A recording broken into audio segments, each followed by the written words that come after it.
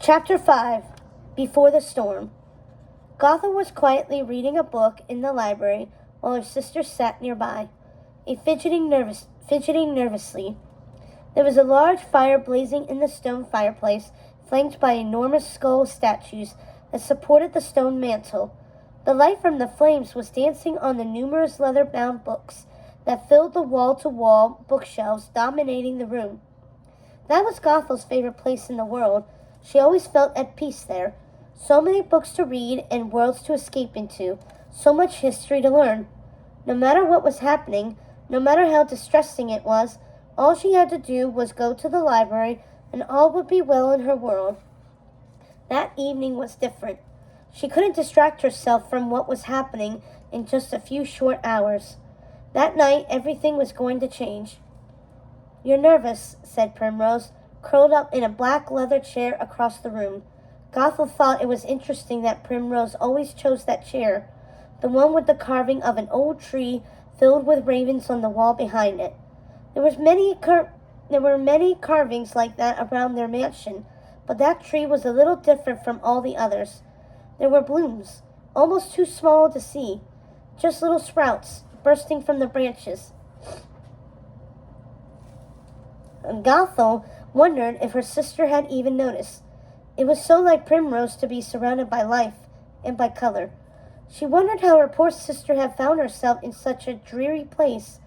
It was as if she had been brought there from another world. Now, her sister Hazel looked like she belonged there. She looked as though all the color had been leached from her. She looked like a ghost, sitting in her chair near the fireplace, and the light dancing off the carvings of winged griffins behind her. "Am I nervous?" asked Gothel, surprised. "Well, I know I am," said Primrose. "Honestly, I'm not sure how I'm feeling. Excited, maybe? I don't know." Gothel stood up. "Oh my goodness, think about it, Prim. In a few hours, after we take Mother's blood, we're going to be able to hear each other's thoughts, like all the time." "Yeah, I don't think I'm as excited about that as you are, Gothel," said Primrose, rolling her eyes. "Why?" asked Gothel. "Oh, I don't know, Gothel. Maybe it has something to do with never having privacy ever again." Hazel interjected. "Primrose, you won't have to share what you're thinking all the time. It would be maddening to hear each other's thoughts constantly." Hazel glanced at Gothel, who was giving her a look like she was surprised Hazel knew what she was talking about. "You're not the only one who reads Mother's books, you know, Gothel." Gothel smiled. "How should we spend our last moments as our current selves?" "Gothel, you're so weird. Seriously, what are you talking about?" asked Primrose. "Our lives are going to change forever today, Prim," said Gothel. She seemed almost giddy, and it was annoying Primrose.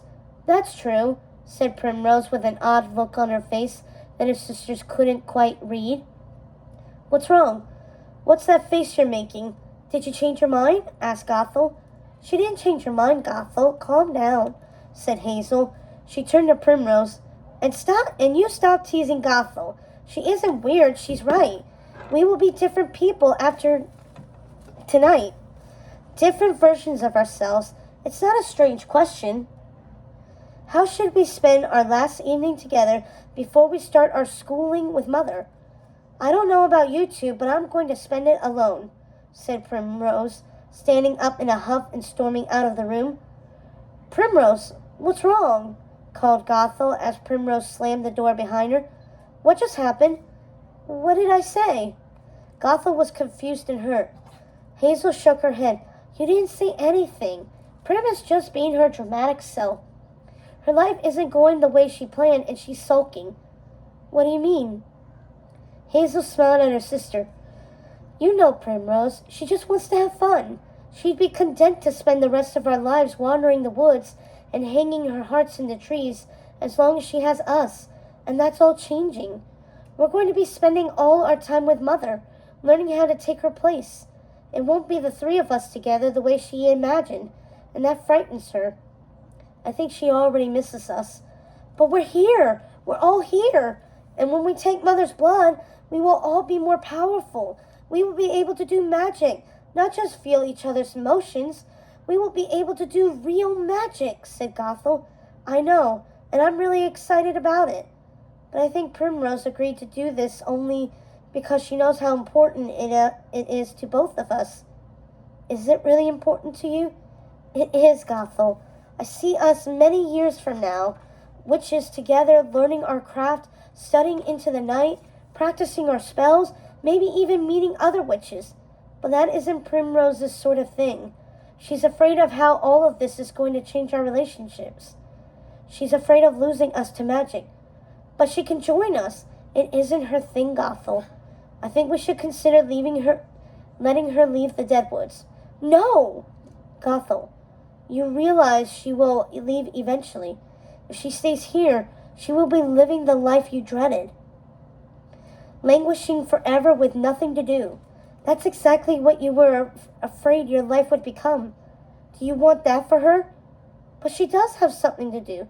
She can learn magic with us. Gothel! Stop. Listen to me. She doesn't want to do magic. She's afraid of it. I think she needs to be in the real world. I can feel it. I know she doesn't see herself here forever, Hazel sighed. Gothel, do you remember when we were small, how we would all run around the city of the dead, knocking on the crypts? I do. Yes. It was our favorite game. We played it all the time. Primrose loved that game.